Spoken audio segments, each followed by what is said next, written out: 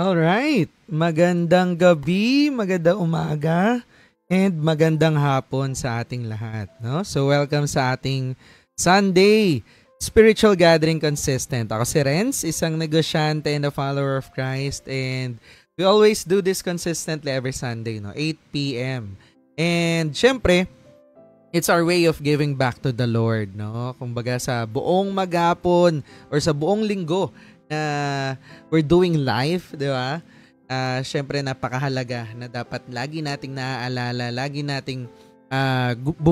tayong bumabalik dun sa source, no?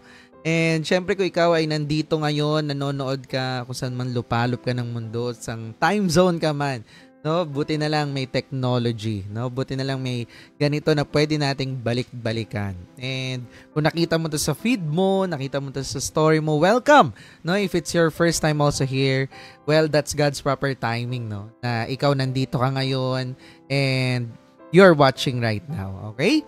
And alam nyo, madalas kapag lalong-lalo na, no, we're still here in February, in the month of February, and we're still celebrating the month of love, no?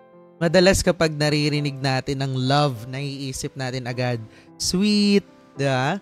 Pure, at madami pang magagandang bagay, no? Pero hindi lahat ng pagmamahal ay tama. Yun, no? Tama, no? May love palang nakakasira, no? May love pala na delikado. Alam niyo yun? Meron palang ganong love, no? Sabi nga sa 1 John chapter 2 verses 15 to 17, no? In summary, do not love the world or anything in the world. If anyone loves the world, the love of the Father is not in him. So tonight, pag-uusapan natin ang isang love na delikado, no? Dangerous love. O, di ba? So ano yung klase ng pagmamahal na napapalayo sa atin kay Lord, no? Ay grabe, meron palang ganun, no? Meron palang mga klase ng love na nagpapalayo sa atin kay Lord. At paano natin pipiliin ang pag-ibig na hindi lumilipas, kundi tumatagal hanggang sa forever. Yan. So ready na ba kayo? Okay. So bago tayo dumiretso sa mensahe ngayong gabi, let's take a moment to be grateful, no? We always do this. Lahat tayo may pinagdadaanan pero isa lang ang sigurado. May ginawa si Lord sa buhay mo ngayong linggo. That's why we will be having our Grateful Genesis or Grateful Beginning, no? Ano yung isang bagay or baka marami, di ba, na ipinagpapasalamat mo ngayon kay Lord, no? So sa mga nandito sa Zoom, feel free to unmute and share. And yan mga nanonood sa live, comment mo yan. Baka may bonus na blessing si Lord sa mga nag-share. Okay, so ako, sobrang grateful lang ako for the entire week, no? Sobrang dami na namang kaganapan, sobrang daming nangyari. But I'm really blessed sa mga taong nakakausap ko, no? I'm grateful for the persons, no? Na mga nakakausap ko. Meron ako nakausap, OFW for 15 years. And sobrang nakaka-bless lang kasi naalala niya ako. And she wanted to do business. And sa dami nga daw ng ang daming opportunity sa labas, ako yung isa sa mga talagang naalala niya, no, na lapitan din. Kaya sobrang nakaka-bless lang din. And nakaka-bless din, meron din ako isang kinausap na OFW na grabe, no? Mga single mom to. Grabe, no? Puro single mom nga yung mga kausap ko na grabe yung pinagdadaanan sa buhay, no? Kumbaga parang akala mo MMK pero yun talaga. Pero sobrang nakaka-bless lang din na right now she's in our UAE Dubai office right now, and grabe lang. Sobrang nakaka-bless lang, no? Na may mga taong pinapadala si Lord na talagang the Lord will make you a channel, no, of His blessings. Dadaluyan ka talaga, no? Pero kailangan magpadaloy ka. Kaya sobrang nakaka-bless na may mga tao katang total strangers na mi-meet natin or alam mo yun, acquainted or friends from the past na talaga magre-reconnect talaga kayo, no? And I really do believe na that's God's proper timing right there, no? Na hindi siya, alam mo yun, coincidence, na bigla na lang siya nangyari, but sobrang nakaka-bless din. And I'm grateful for life, no? Na tayo magkakasama pa rin tayo ngayon and we're celebrating life every day. Every time na meron tayong, alam mo, nagigising ka sa umaga, you still have purpose and you have so many things to do. Diba? Pero despite all of those things, nandito ka pa rin and buhay ka pa din. Madaming tao hindi na umabot ng 2025. Madaming tao hindi na nga umabot ng February. 'Di ba? Madaming tao nga hindi na umabot ng February 16 but you're still here. So, thank God for that. I'm also grateful for the gift of family. No? Thank you, Lord. Kasi nitong Valentine's, I shared nga yun sa Facebook ko na hindi rason ang pagiging single mo para maging malungkot. No? Because the real reason of the season is also God, 'di ba? And even nga yung mom ko, siya ang ka-date ko. Yeah, so my single mom, grabe, talagang wala akong ibang hiniling kundi talaga maibigay sa kanya lahat, no?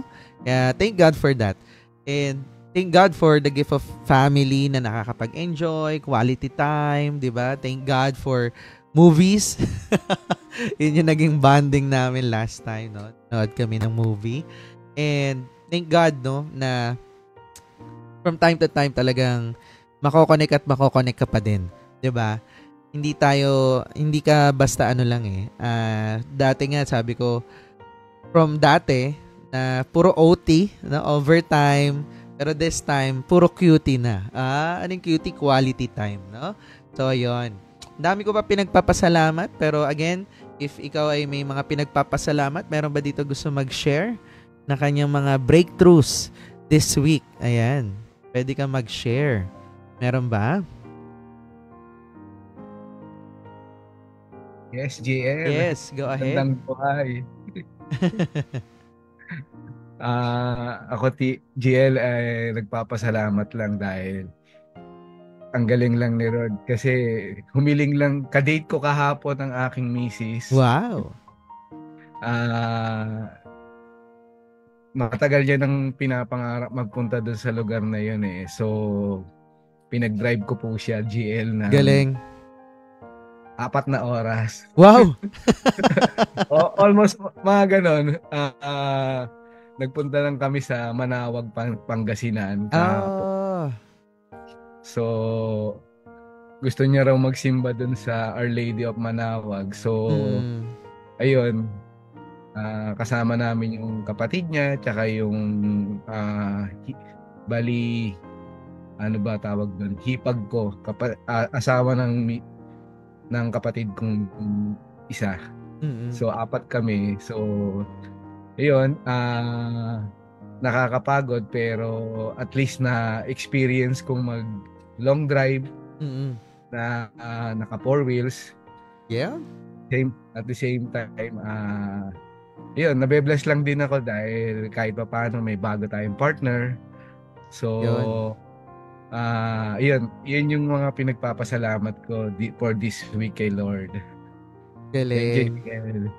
Alright, thank you so much. Grabe yung long drive mo Talagang probinsya. Yes, GL. Nakakapagod mag-drive, no? Pero sobrang sarap sa feeling, no? Kapag natutupad mo yung mga gusto ng mga minamahal natin sa buhay. Ayan. So, yan yung mga nandyan sa comment section. Grabe, we'd love to read. We'd love to celebrate with you as well. Sa mga breakthroughs nyo din. And syempre, kung gusto natin, no? At masarap sa feeling na natutupad natin yung mga gusto ng mga mahal natin sa buhay. This time, tingnan naman natin, no? Ano ba yung mga gusto ni Lord para sa atin, no? So, makikita nyo dito sa part na to, no? Na ang daming breakthroughs. Kapag grateful ka, mas lalo mong nakikita yung kabutihan ni Lord, no? So ngayon, syempre excited na rin akong marinig ang mensahe ng Panginoon ngayong gabi, no? Handa na ba kayo? So kung ready ka na, type mo lang dyan, I'm hungry for the words. Alright, so at this point, let's welcome our Pastor Ralph Delman all the way from Bacolod. Ayan. Good evening po sa lahat. Magandang araw sa iba na nakikijoin sa atin. in other parts of the world, no? So let me start with a prayer and let me lead you in prayer. Panginoon Ama, salamat po for being our loving God, our Heavenly Father who loves us, the one who first loved us, and the one who enabled us to love others as well. Panginoon, I pray that you continue to reveal yourself to us through your word and help us through the Holy Spirit to understand, receive, and apply your word as we listen to you.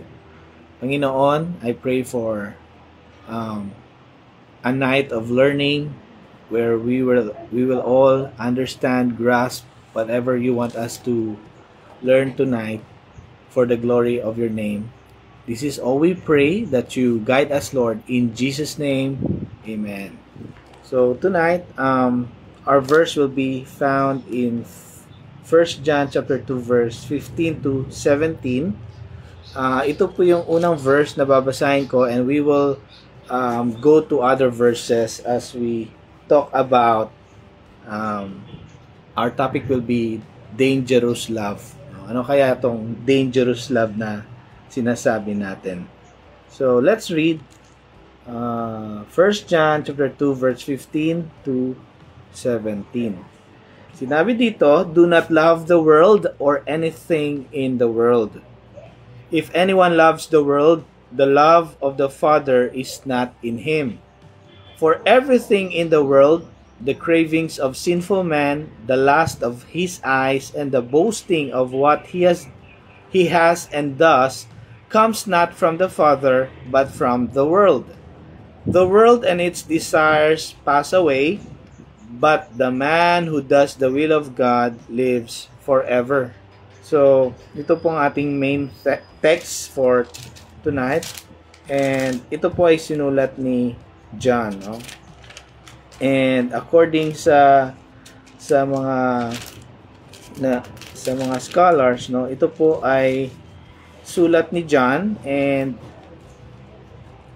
this was written probably AD 85 to 90 from Ephesus. Sabi nga dito, the letter is untitled and was written to no particular church. It was sent as a pastoral letter to several Gentile congregations. So, para ito sa mga congregations during the time, no, na sinulat ito ni John. And ang sinabi dito, ang setting ng writer is this: John was an older man and perhaps the only surviving apostle at this time. He had not yet been banished to the island of Patmos, where he would live in exile. As an eyewitness of Christ, he who wrote authoritatively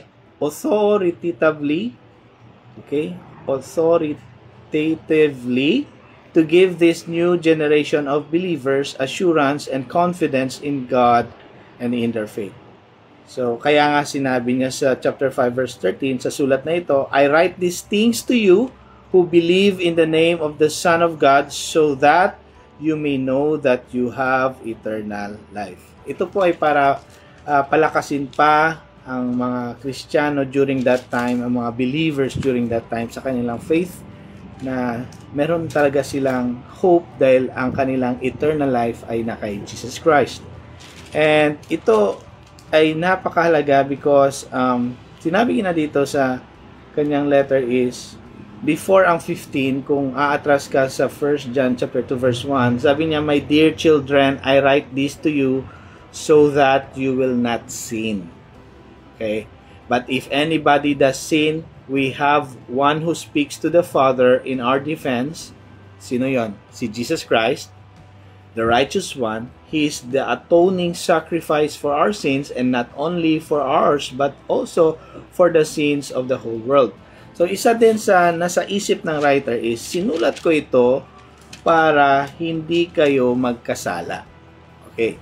And napakaganda kasi itong kanyang sinabing, "Do not love the world and anything in the world," is actually hindi lang to para sa mga Kristiyano noon. Hanggang ngayon, marami pong nagiging biktima nitong kasalanan na ito kasi napaka-tricky ito, yung loving the world and loving the things of this world. So, kahit yung mga mayayaman, mahirap, no, yung mga educated o hindi educated, lahat po ay pwedeng maging materialistic na tao. Ito po isa sa mga pinupunto dito na huwag tayo maging materialistic and huwag tayo maging lover of temporary things. So, minsan sabihin ng mga mahihirap, hindi naman ako masyado makarelate dyan. Hindi naman ako materialistic na tao, Pastor. Hindi po. Kahit mayaman ka, kahit mahirap ka, pwede pong mahal mo ang mundo at ang mga bagay-bagay dito sa mundo. Yung mga temporary things. So, ano bang mga temporary things? So, sabihin na natin, ang pera, ang mga properties mo, hindi lang yon. Even yung mga titles mo sa buhay, mga narating mo sa buhay, temporary rin yon. Ano pa? Mga posisyon mo sa society, kung ngayon ikaw ay isang teacher, after ilang years magre-retire ka, hindi ka na teacher. So lahat na meron tayo dito sa mundo, lahat ng naabot natin sa mundo, pwedeng temporary things po ito lahat at pwede itong makonsider na the things of this world. So, minsan, akala natin, siguro hindi naman ako masyado makarelate dyan, hindi naman ako ganon. Napaka-tricky nga nito no? Anyone can sin against God by loving the world and anything in the world. Ako bilang pastor, bigyan ko na kayo ng example. Pwede rin na in love na ako sa ginagawa ko sa ministry. Temporary rin yon. Lahat ng ginagawa ko, yung mga pag-officiate ng wedding, pag-baptize ng tao, yung mga ginagawa ko, yung title ko bilang pastor, pwedeng mawala yon. Temporary yon. Pero yung eternal doon, yung hindi mawawala doon is yung nasharean ko ng gospel, nakakilala kay Jesus, na save, yun yung mga hindi temporary. Pero yung mga ginagawa ko na magdedicate ako ng bahay, magdedicate ako ng kotse, mga functions ko, kumbaga, yung mga ginagawa ko, yung mga activities ko bilang pastor, yung mga ministries ko, may mga temporary rin na aspeto yon. Yung hindi temporary doon is yung nag-share ako ng gospel, tinanggap niya si Jesus, na-save siya, yon eternal things yon because nagkaroon siya ng eternal life. Yon hindi mo mababawi yon hindi mawawala yon.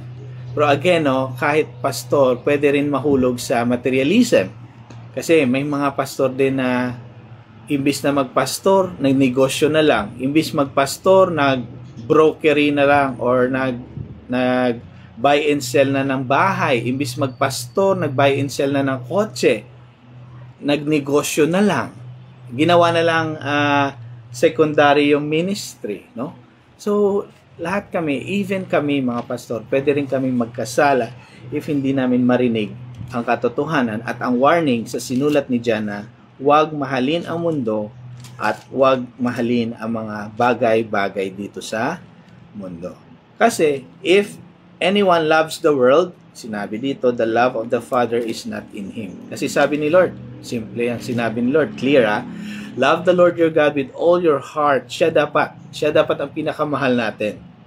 With all our soul, with all our heart, with all our mind, with all our strength. Siya talaga, above all else. Above our families, above our marriage, above our lives, above the ministry, si Lord above all na minamahal natin. Kasi yun na nga, sinabi sa Bible, nagmamahal tayo because God loved us first. So, tonight we will talk about the dangerous love. At ito yung pagiging materialistic na tao. Pwede rin i-narrow down natin yung topic natin sa pagkakaroon ng love sa money. Kasi yung money, hindi yan mali. Hindi masama ang money, ang pera.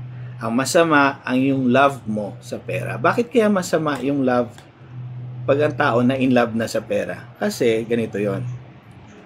Dangerous ang pagiging lover of money or pag nag-start na tayo mag-love sa money, dangerous yan kasi unang-una, we will stray from our faith. Maliligaw tayo sa ating pagiging Kristiyano. No? Pwedeng naniwala ka sa Panginoon, biglang nahulog ka sa materialism, sobrang mahal mo na yung money, nawala ka. Kaya nga okay, magja-jump na tayo, no? Punta na tayo sa 1 Timothy. No? Ang ganda, ang klaro ng pagkasabi ni Timothy sa kanyang sulat, no? Sa sulat ni Paul kay Timothy. Sabi ni Paul kay Timothy sa 1 Timothy chapter 6 verse 6 to 10. Okay, basahin natin. But godliness with contentment is great gain. Yung meron tayong pagka-Diyos, meron tayong takot sa Diyos at contentment, maganda daw yon, magandang gain daw yon. For we brought nothing into this world and we can take nothing out of this world. Okay, 1 Timothy 6:8. But if we have food and clothing, we will be content with that. Kung meron tayong sinusuot araw-araw, may kinakain, kontento na tayo doon. Okay. So, bakit kaya sinulat ito ni Pastor Paul kay Timothy? Tapos, verse 9, meron siyang warning.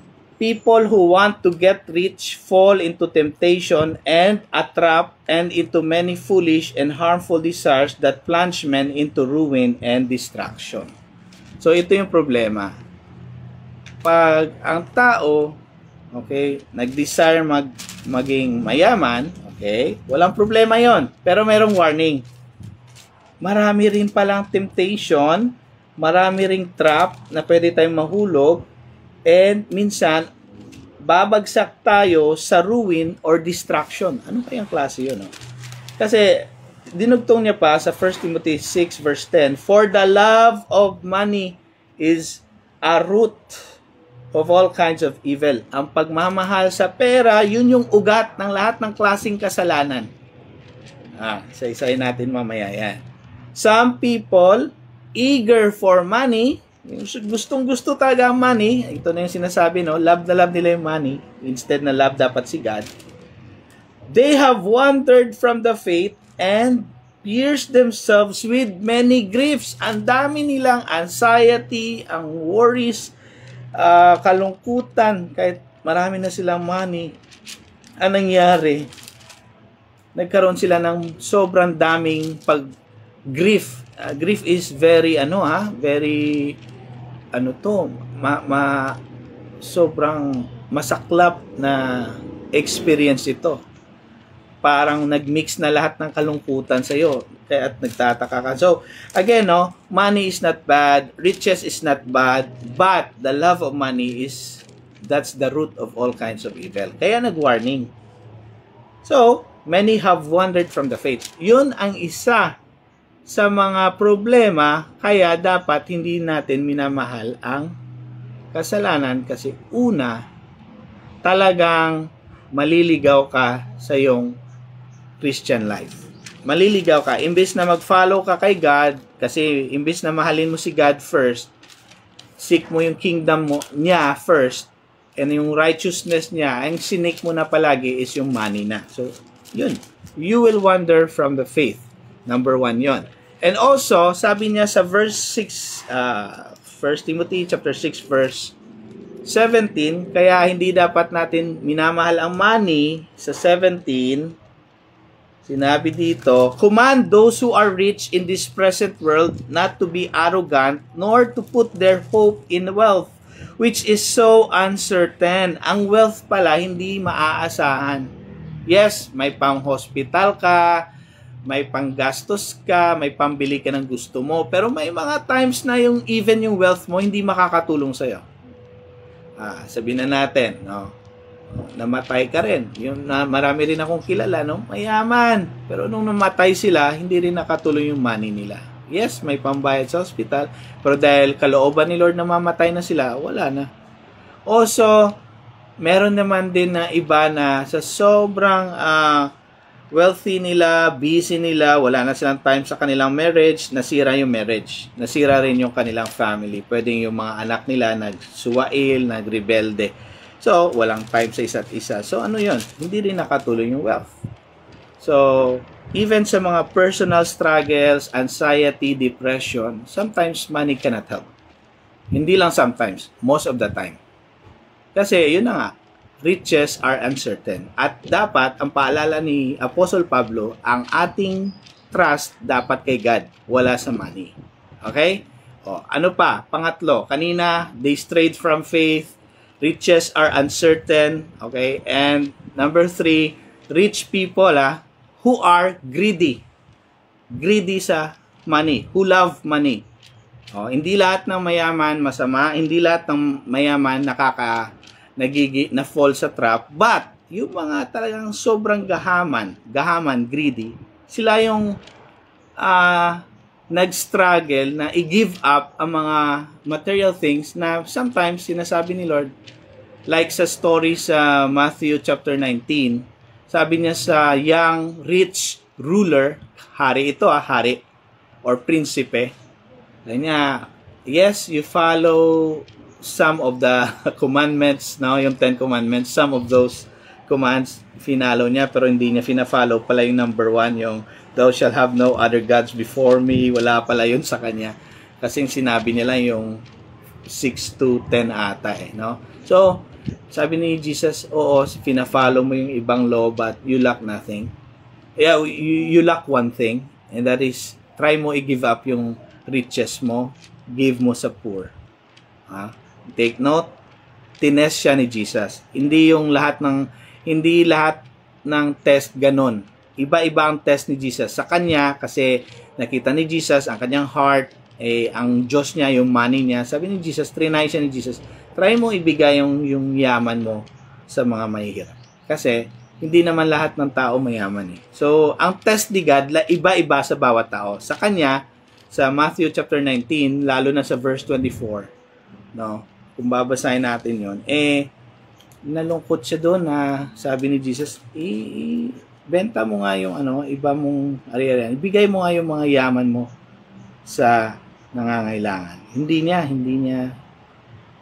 siya nag-agree sa offer ni Christ, sa instruction ni Christ, sa command ni Christ, at malungkot siya at hindi niya tinanggap si Christ mismo bilang Savior. So, kung babasahin mo doon, Matthew 19, sana banda yun. So, verse 24, when the disciples, sa 23, then Jesus said to his disciples, I tell you the truth, it's hard for a rich man to enter the kingdom of heaven. Again, I tell you, it's easier for a camel to go through the eye of the needle than for a rich man to enter the kingdom of God. Bakit? Again, bakit hard?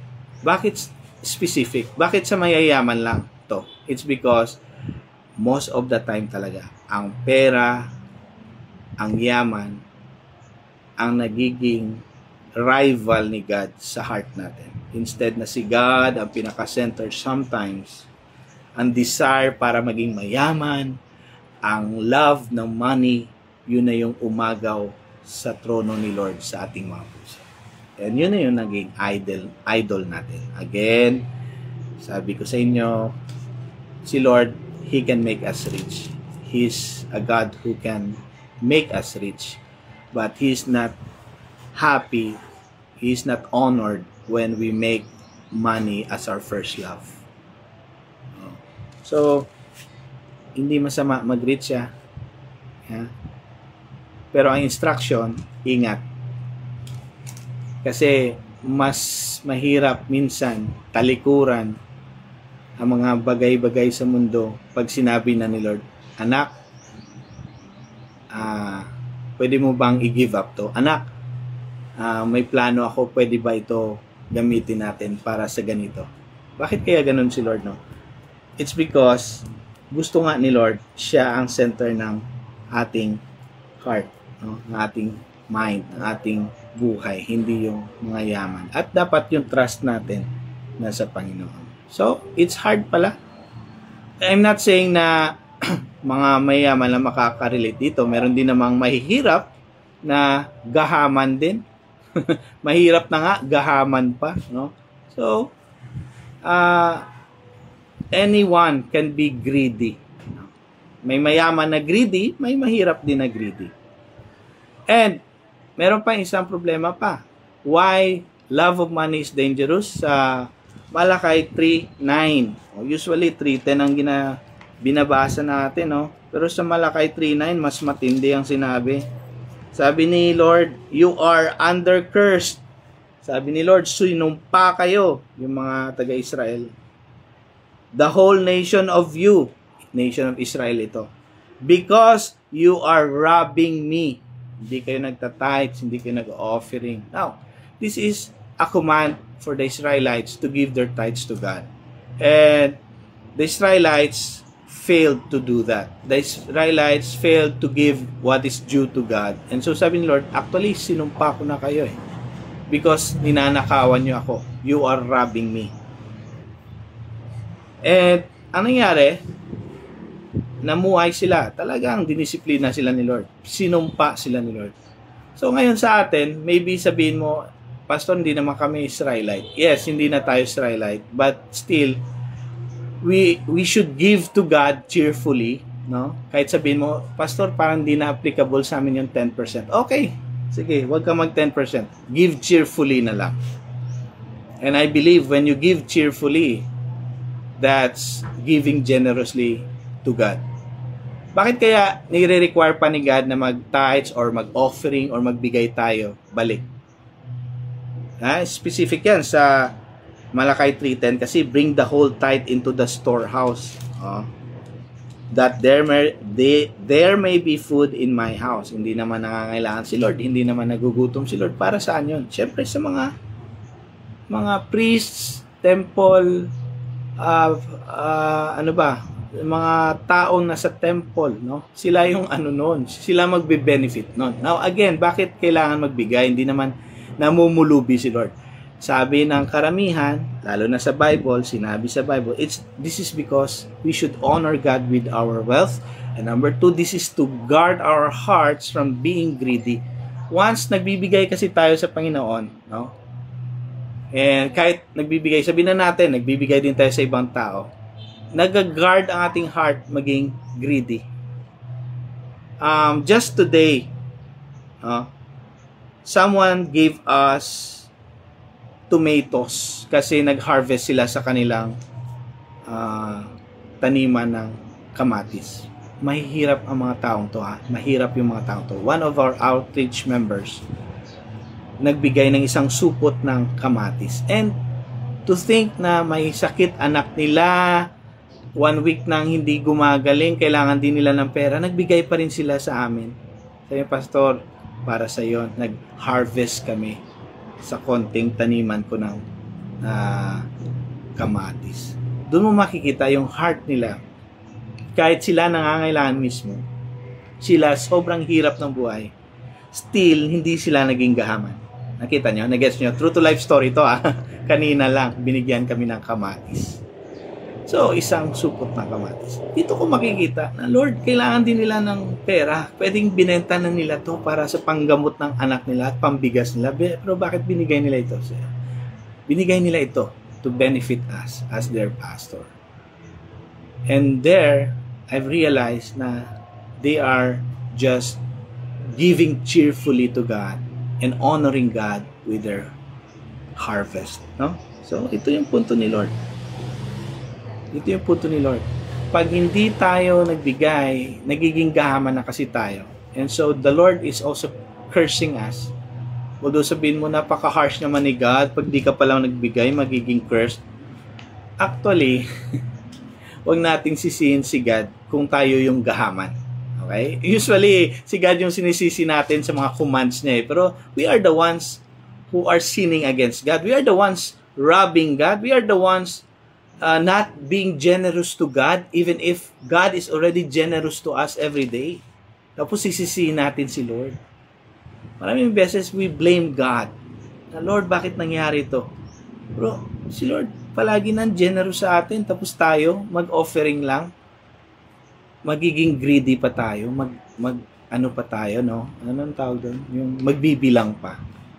So, giving is an act of faith, an act of worship, na kahit alam mong gipit ka rin, but you have to give what is due to God, na hindi naman nga natin ma-outgive si God eh.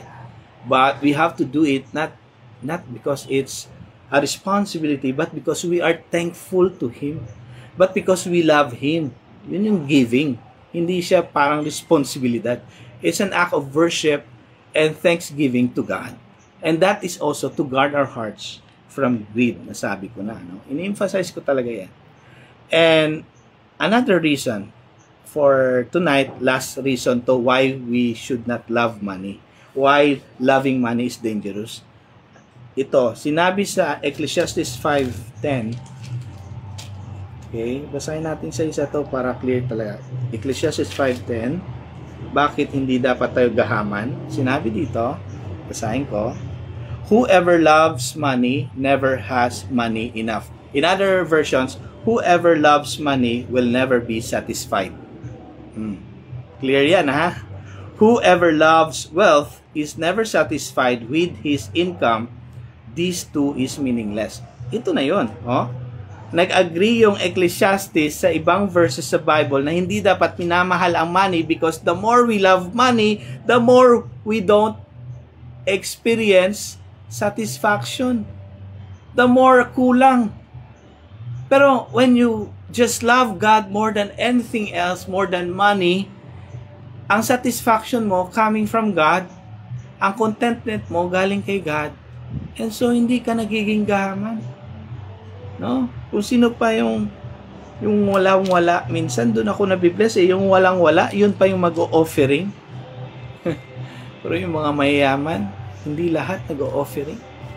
Kasi sa kanila, sayang pa to. Akin na to eh. Para sa akin na to eh.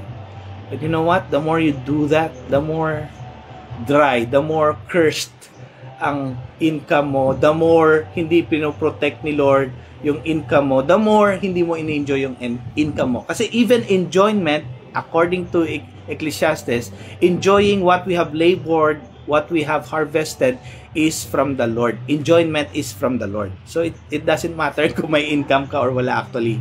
Enjoyment comes from the Lord. So to enjoy what you have, to enjoy your work, to enjoy the income you have after you have worked hard is even a gift from the Lord. So again, whoever loves money never has money enough or will never have satisfaction. Napakaganda. Ecclesiastes chapter 5 verse 10. Tandaan niyo yan. So, that's the reason why we should not love money. Now, ito na. I'm going na sa other half of my sermon. Okay? Nagta-transfer tayo ng verses because I'm not doing an exposition now.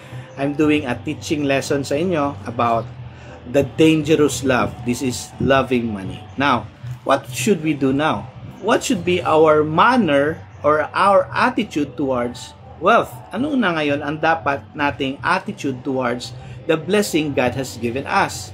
And our attitude towards the one who provided us. Ano na ngayon ang gagawin natin? Kasi nabasa na natin eh. Kanina na hindi dapat minamahal ang money kasi may mga negative at harmful na result ito sa ating buhay. Number 1, balik tayo sa 1 Timothy. Kaya hindi dapat natin minamahal ang money kasi ito yung mangyayari. Our attitude towards money or towards wealth that the Lord is giving us should be, we should trust our generous God who gives us richly all things to enjoy. Ito na ang sinasabi ko. Dapat pala ang trust natin na kay God. Wala daw sa uncertainty of money according sa 1 Timothy chapter 6 verse 17. Dapat ang trust natin nasa kay God who gives us richly all things that we need to enjoy. In other words, He gives us richly all things that we need for our enjoyment. No? And for His glory. Alam na natin yun. For His glory and for our good, for our benefit, for our enjoyment. So, ang trust dapat kay God lang, wala sa money. Okay? Number 2, ano daw ang ating attitude towards money or manner towards earthly wealth? Number 2, be generous. Kasi sabi sa 1 Timothy chapter 6 verse 18, command them to do good. Sabi ni Paul kay Timothy, utusan, i-remind, turuan ang mga rich people to do good and to be rich in good works. Dapat mas mayaman sila sa kawang gawa o sa mabuting gawa kasi sila yung may opportunity na mayaman. Naging mayaman sila eh. The Lord bless them. So sila ang mas mayaman sa kawang gawa dapat. So ibig sabihin nito, hindi nga masama maging mayaman. Pero ang reminder sa atin, kung mayaman ka, mas financially mas okay finances mo, dapat pala number 1 ka at mas mayaman ka sa paggawa ng mabuti. So again, hindi masama ang magiging mayaman. Pero may assignment ka, kapatid. Kung ikaw ay mayaman, dapat mayaman ka rin sa kawang gawa. Mayaman ka rin sa good works. Lalo na sa mga taong hindi kaya kang suklian. Okay? So, command them to do good, to be rich in good deeds, and to be generous and willing to share. Willing to share, ha? Willing to share. If the Lord is talking to you, you should be willing to share. Kahit minsan, ay, pambihira, nakaset aside na to para sa vacation ko. Nakaset aside na to para sa bagong bahay or sa bagong kotse ko. Sayang naman. Pero the Lord is teaching you, you know what? Anak, kailangan niya rin to eh. So you have to be generous and to be rich in good works. Okay? Grabe no, ang ganda pala ng purpose ni God para sa mga mayayaman. Okay? Alam ko, bilang business people, gusto nyong yumaman. Hindi lingid yan sa akin kalaman. Kaya nga nag-business kayo, di ba? Para maging mayaman. But the Bible is telling you, do good, be rich in good deeds, be generous, willing to share. Okay? In this way, bakit kailangan? Ito na, ang pang-apat na paalala, bakit ang attitude natin towards earthly wealth is ganito.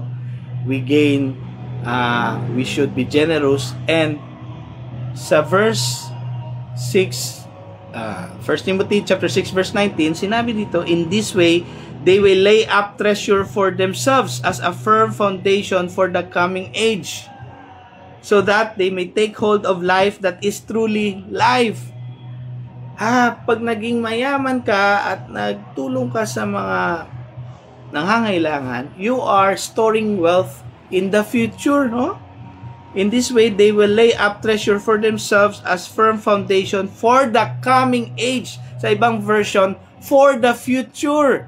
So, ito yung tamang turo. Kaya mga mayayaman, kailangan tumulong gumawa ng good deeds kasi they are storing treasures for the future. Mali yung turo na magbigay ka para i-bless ka ni Lord ngayon. Magbigay ka para ma-bless ka sa marriage mo. Mali!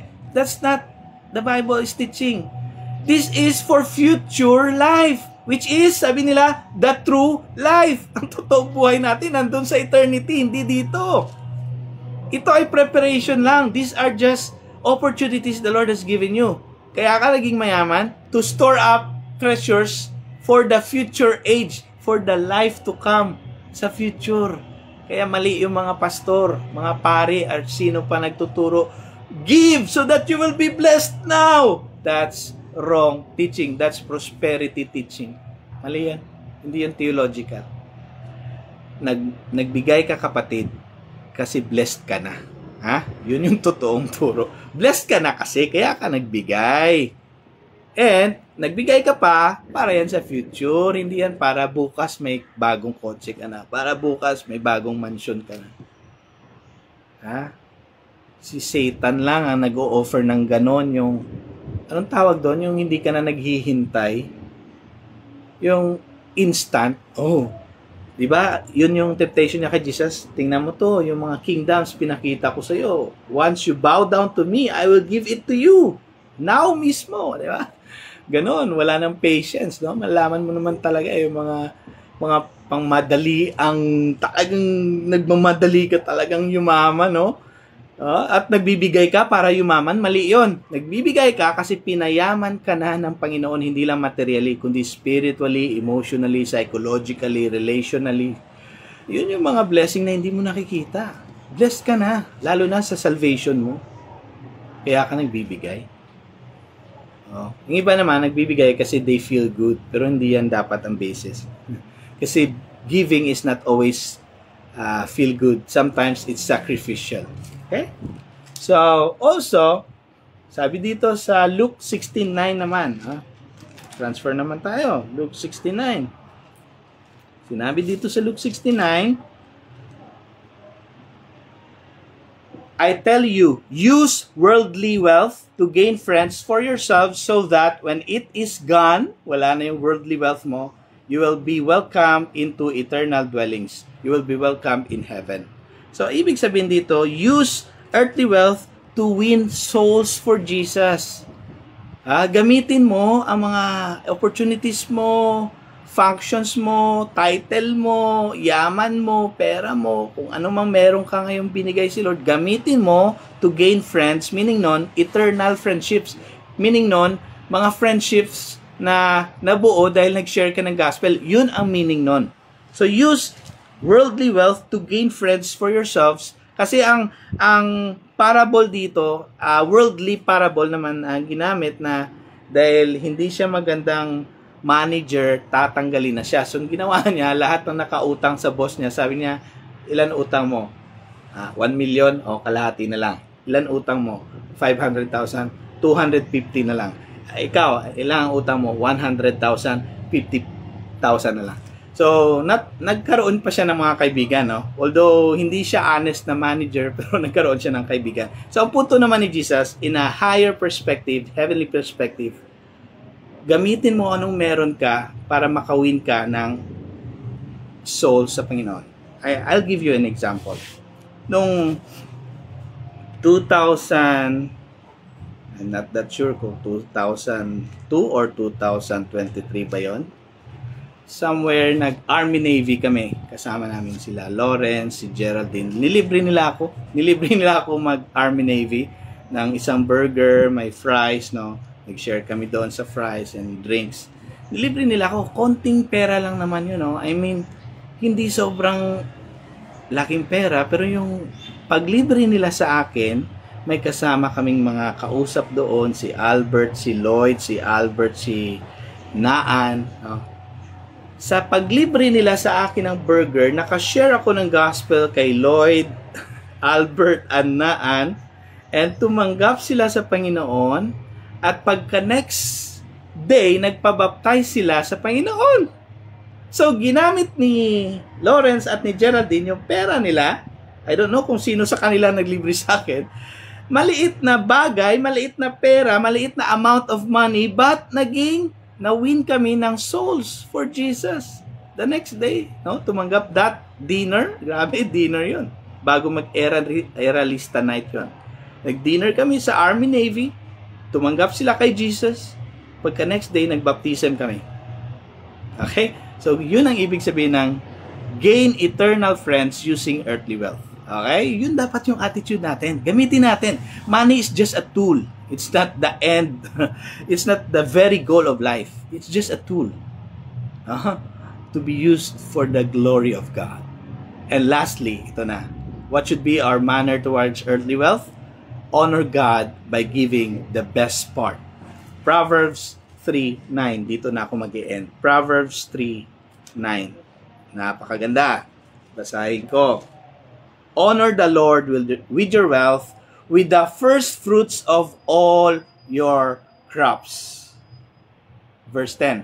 Then your barns will be filled to overflowing, and your vats will brim over with new wine. I-bless ka rin ni Lord pala, no? When you honor Him with your first fruit. Now, I will explain more sa first fruit. Hindi naman lahat sa atin makasabi na, ay, ito talaga yung first fruit ko, pastor, eh. Ito talaga yung first fruit ko, pastor, so ibibigay ko sa Panginoon. No. Some of you may be naka-work na ng maraming beses, naka-negosyo na ng iba-ibang business, at now lang kayo naging Christian, so hindi na siya first talaga, no? Ang ibig sabihin talaga nun is, honor the Lord with the best part of your income. Honor the Lord with the best part of your harvest. So, pwedeng hindi siya unang sweldo mo, pero you want to honor God by saying, I will give this to the work of God. I will give this as my tithes to the ministry. I will give this to help out a ministry, or I will give this to support a pastor or a missionary. Whatever you want. I want to bless a pastor. I want to bless the work of God in a specific organization or foundation. I want to give. No? So, it could be not your first sahod, but if it's the best part of your income, still that's honoring God. So, hindi naman lahat tayo naka-experience ng gano'n na yung unang sahod talaga binigay sa Panginoon, mga gano'n. No? Kasi sometimes sa some of us, naging Kristiyano na later na eh. So, it's not your first job, it's not your first sahod, but it's okay.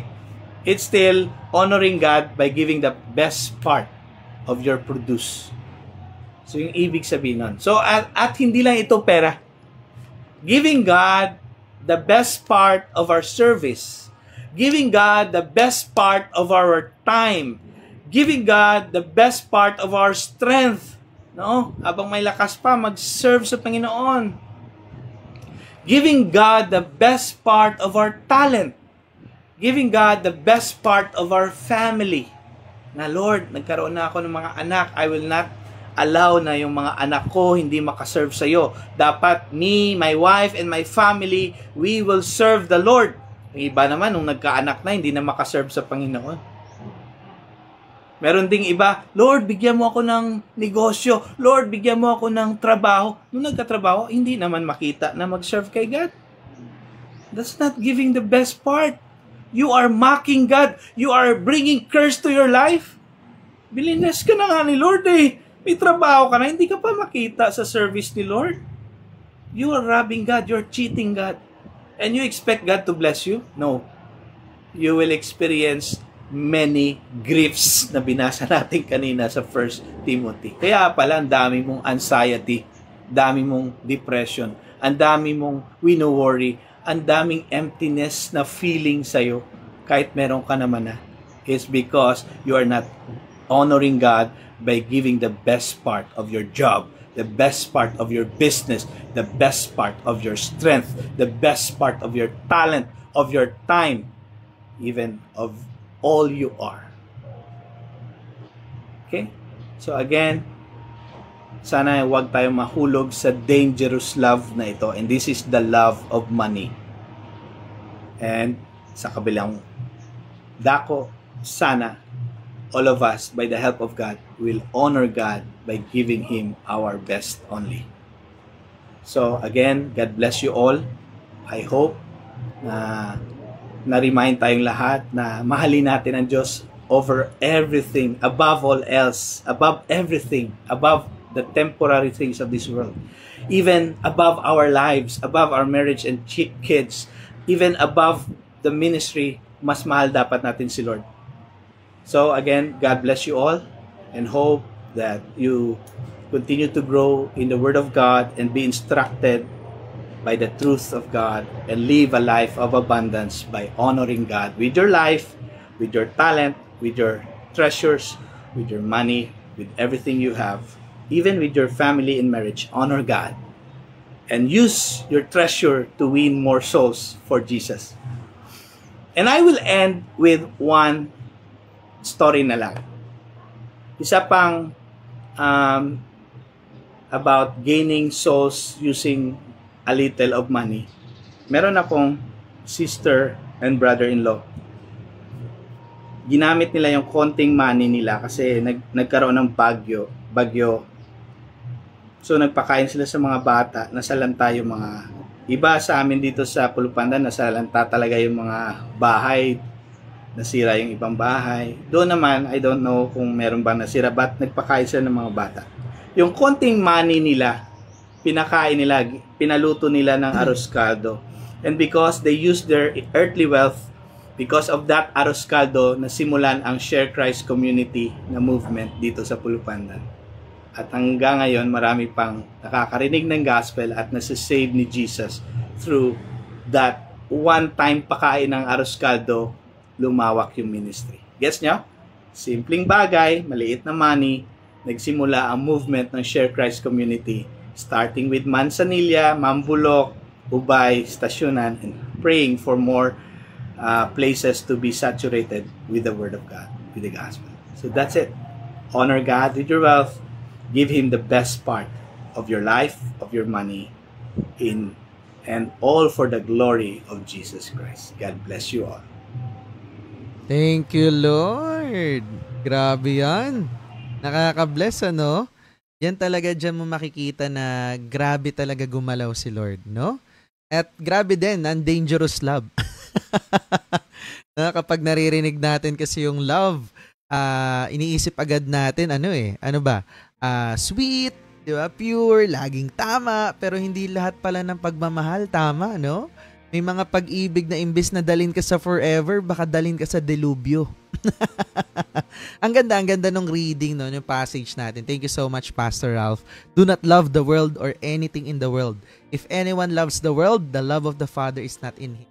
Alam mo, real talk lang, no? Minsan, mas mahal pa natin ang mundo kaysa kay Lord. That's the truth. Ano yan? For example, mas excited pa tayo sa payday sale, no? Ayan, ng Orange app, 'di ba, ng Blue app or kay TikTok kaysa sa Sunday service. Mas invested pa tayo mag-Netflix, sa K-drama kaysa sa Bible, sa mga series, 'di ba? Mas committed pa tayo sa mga Marites updates kaysa sa spiritual growth.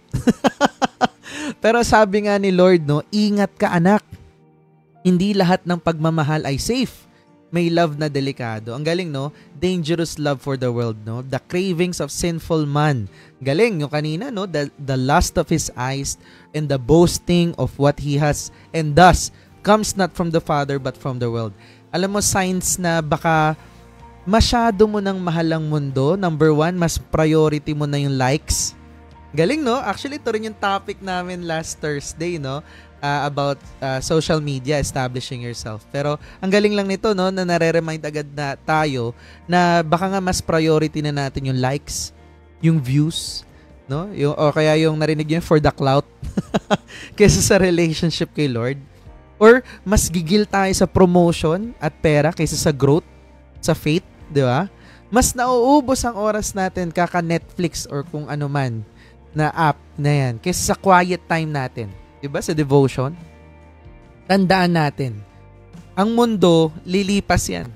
Pero ang mga gumagawa ng kalooban ng Diyos ay mananatili forever, magpakailanman. Kaya ang challenge is, ano ba yung isang bagay sa mundo ang mas mahal mo kaysa kay Lord? Ayan, i-identify mo para aware ka, diba? Ano yung isang bagay sa mundo ngayon na mas mahal mo ngayon kaysa kay Lord? No? And ready ka bang bitawan to? Para dun sa mas mataas na calling niya para sa iyo, no? Yung purpose. And agaling, no? Yung number 2, for the love of money. Ayan. I love this. I love this verse. I really love this because for all you know, I'm also a content creator in TikTok. Usually, no? Yung mga bashers mo, ito lagi ang i-comment sa'yo, no? Hindi mo madadala yung pera sa langit. Pero ang galing, no? Kasi lagi lang nilang nilalagay doon na verse. Putol pa, no? Money is the root of all kinds of evil. Kumpletuhin natin, no? The verse said, for the love of money. 'Di ba? Kaya nga sabi kanina ni Pastor is, hindi masama ang pagiging mayaman. Hindi masama ang alam mo 'yon, you're striving for more, no? Again, that's a clarification na hindi po masama ang pera. Ang masama, yung sobrang pagmamahal sa pera. Yung tipong nakalimutan mo na si Lord. No? Kaya alam mo yung, ano ba yung red flags na baka masyado mo nang mahal ang pera? Number 1, nagiging makasarili ka na. No? Selfish. Hindi ka na marunong magbigay. No? Number 2, mas inuuna mo ang overtime kaysa sa oras mo kay Lord. Nako po. O, diba? Number 3, mas kinakabahan ka pag nauubusan ka ng pera kaysa pag nauubusan ka pa ng prayer time. Ulit ha, mas kinakabahan ka kapag nagigipit ka na kaysa yung part na dapat nagde-devotion.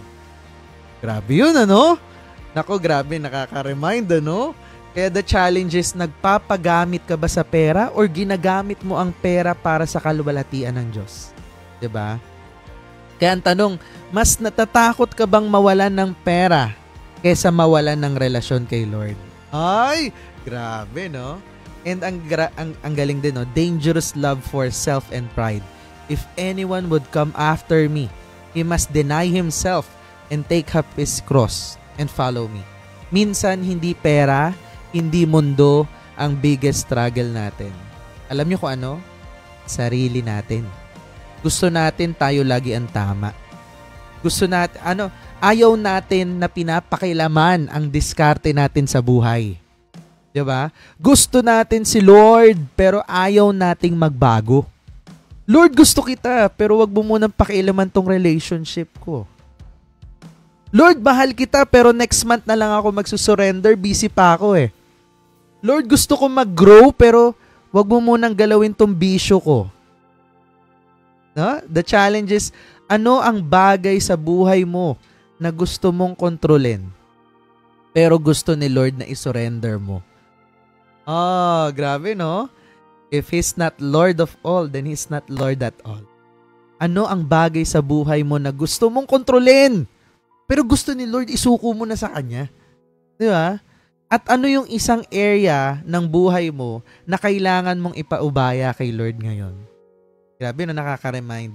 Kaya, ang galing din ng reminders ni Pastor, no, na paano ba natin i-handle itong mga makamundong bagay na to or earthly wealth, di ba? So, number 1, ano yun? Trust God, not wealth, di ba?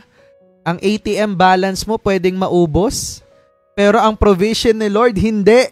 Amen, di ba? Number 2, be generous and rich in good works. Wag lang puro, Lord, bless me. Matuto rin tayong maging blessing. Thank you, Lord. Number 3, lay treasures in eternity. Mahalaga ang ipon mo sa bangko, pero mas mahalaga ang ipon natin sa langit. Diba? Number 4, ano yun? Use wealth to lead people to Christ. Gamitin mo ang blessings na yan, hindi lang para sa pangsarili, kundi para sa gawain ng Diyos. No? And number 5, honor God with your wealth. Si Lord dapat ang una sa lahat, kasama ang finances natin. So parang nung topic namin last time, kapag ba ikaw nagpa-prioritize, ano yung priority mo? Number 1, si God. Number 2, family. Number 3, ganito, ganyan, and so on and so forth. Mali. Ang dapat pala, ang priority natin, number 1, si God. Number 2, si God. Number 3, si God. And dahil inuuna mo si God, everything will follow. Galing, no? Kaya, wag nating mahalin ang mundo ng higit kay Lord. Material things fade, but God's kingdom remains forever. Gamitin natin ang pera sa tamang paraan. Be a steward, not a slave of wealth. And lastly, isurrender ang sarili nating pride. Mas mahalaga ang pagsunod kay Lord kaysa sa sarili nating plano. No? At ang pinaka-importante, si Lord, hindi tayo sinukuan. Kaya wag din tayo sumuko kay Lord. Diba? Grabe, no? Ang solid ng message natin tonight, no? Ngayon, gusto ko marinig naman kayo, anong part ng message ang pinakatumama sa puso nyo? Ano yung realization mo na gusto mong i-take home ngayong linggo? No? Diba? Kapag kumakain ka nga, may take out ka pa eh. So, dapat dito din. So, sa mga nandito sa Zoom, feel free to unmute and share. Yung mga nandyan sa live, comment nyo naman, no? May bonus, baka may bonus na blessing si Lord sa mga mag-share dyan sa comment. Char. Sige, let's take a few minutes here from you guys. So, kayo mahiya. Baka yung testimony mo, again, ang encouragement na kailangan marinig ng iba. Alright, so sinong gusto? Share. Sige, GL ako po. Yes. Share. Sa akin po, halos lahat yung in-explain ni Paz, experience ko before nung time na talagang walang-wala kami. May times na kahit walang-wala na kami, yung parents ko, nagawa pa rin tumulong sa iba. Na-remind ako dun yung pinuwento ni Paz na yun nga, wala na sila pero nagawa pa rin na tumulong. Until now, nagagawa pa rin namin yun na kahit na yung nakaraos kami, nalampasan namin yung struggle namin, buong pamilya, yung pares na kaming, hindi mo masasabing yumaman kami, yung pang nakaangat kami na kahit konti lang, pero nandun pa rin yung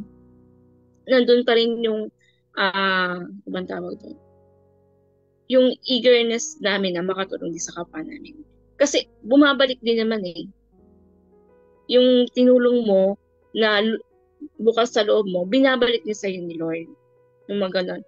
Like ngayon na nasa sitwasyon kami ngayon na pamilya ko na may malaking problema, dasal lang sa Kanya. Hingi lang sa Kanya ng gabay na natulungan kami sa lahat ng bagay. Hindi man directly binibigay sa amin. Nare-receive pa rin namin yung yung presence niya, yung spirit niya sa amin na hindi talaga niya kami pababayaan na kahit anong nangyayari. So sobrang grateful ko lang kay Lord talaga na dumaan kami sa napakalaking problema pero nalampasan namin ngayon. Thank you, GM. Alam niyo yun. Sa ngayon po nakatapos na kami na isang session. Nalampasan niya yun. Nalampasan ng kapatid ko yun. Kaya sobrang grateful ko kay Lord. Sobrang thankful talaga ako sa kanya.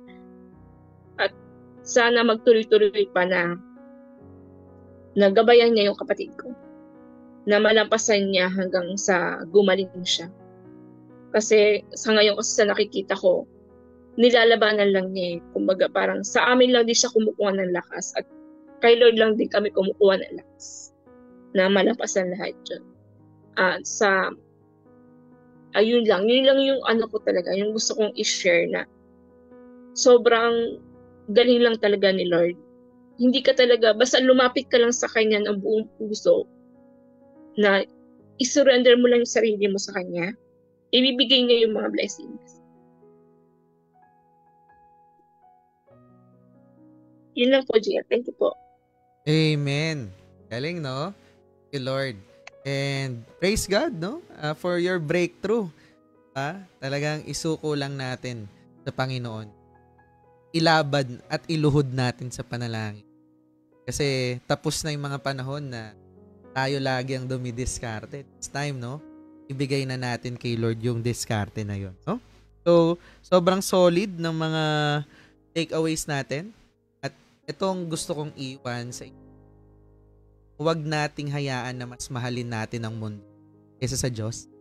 Gamitin natin ang pera bilang pagpapala, hindi bilang hadlang or obstacle sa ating faith. At higit sa lahat, pilian natin ang pag-ibig na hindi mapanganib. No? Ang pag-ibig na nanggagaling kay Jesus Christ. No? Alright, so let me lead you into a prayer. Gabi, Lord, maraming salamat. Hallelujah. Thank you, Jesus. Heavenly Father, maraming salamat po sa gabing ito. Salamat sa iyong presensya na tunay naming naramdaman. Salamat sa iyong salita na muling nagpaalala sa amin kung anong tunay na pag-ibig, Lord. Isang pag-ibig na nagdadala sa amin palapit sa iyo, Lord, hindi palayo. No? Panginoon, patawarin mo kami, Lord, sa mga panahon na mas minahal namin ang mundo kaysa sa iyo. Sa mga pagkakataong naging masyado kaming abala sa pagtatrabaho, sa pagnenegosyo, sa kayamanan, sa karera, sa tagumpay, Lord.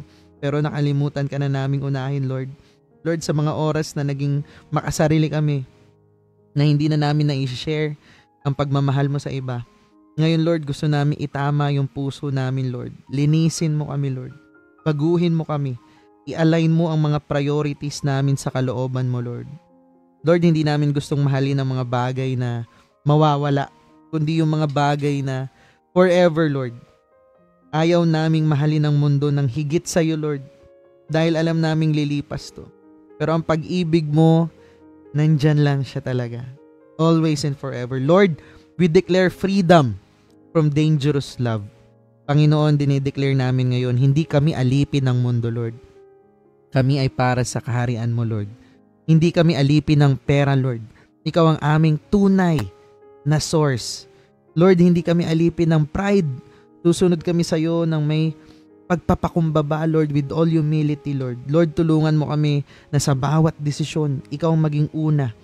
Na kung may bagay na humahad lang sa relasyon namin sa iyo, Lord, alisin mo, Lord.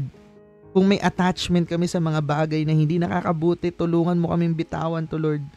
Kung may mga area sa buhay namin na hindi pa namin na isusuko, ngayon pa lang, Lord, sinusuko na namin to sa iyo. Lord, we offer our lives to you, Lord.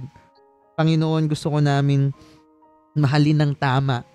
Hindi lang sa pananalita, Lord, kundi sa gawa, actions speak louder than words, Lord. Hindi lang tuwing Sunday, kundi sa pang-araw-araw na buhay namin, Lord. Hindi lang kapag may blessing, kundi lalo na kapag may pagsubok.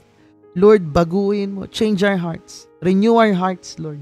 Gawin mong malambot para sa kalooban mo. Gawin mong bukas para sa direction mo for our true purpose, Lord. Gawin mo kaming masunurin, Lord, obedience, Lord, sa mga salita mo. Lord, bless and guide us this week, Lord. Panginoon, sa linggong ito, samahan mo ulit kami sa trabaho, sa negosyo namin. Bigyan mo kami ng integrity, Lord. Wisdom. Sa pamilya namin, Lord, punuin mo ng pagmamahal at pagkakaisa. I pray for their salvation as well, Lord. Sa mga pangarap namin, Lord, i-align mo to in your purpose, Lord, sa layunin mo. By your will. Sa spiritual walk namin, Lord, as we get to know you, Lord, palalimin mo pa ang ugnayan namin sa inyo, Lord. Lord, gusto namin yung deep relationship with you, Lord. Wala na kami ide-delay. Wala na kaming irarason, Lord. Sana maging priority na namin this time, Lord. Naunahin ka, kilalanin ka, Lord, at gamitin ang mga tao nakapaligid sa amin, Lord, para mas mapalapit pa sa iyo, Lord. Lord, gamitin mo kami. Gamitin mo kami upang maging liwanag sa iba. Gamitin mo kami upang ipahayag ang pag-ibig mo, Lord. Gamitin mo kami upang maipakita ang tamang paggamit ng mga pagpapalang binibigay mo, Lord. Lord, we surrender everything to you. Ikaw ang una sa buhay namin. Hindi pera, hindi success, hindi mundo, hindi sarili namin, kundi ikaw lang at ikaw lamang. Salamat sa gabing ito, Lord. Salamat sa panibagong direksyon. Salamat sa muling pagbubukas ng aming mga mata sa tamang pagmamahal, Lord. At Panginoon, anuman ang hinaharap namin, hindi kami matatakot dahil kasama ka namin. We give you all the glory, all the honor, all the praise. We love you, Lord. In Jesus' mighty name, and everybody say, Amen. Amen. Thank you, Lord. Thank you, Thank guys. you, GL. Thank you, GL. Picture tayo. Thank you po. Picture.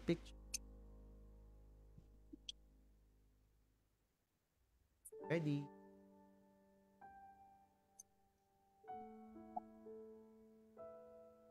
Okay, thank you guys. God bless.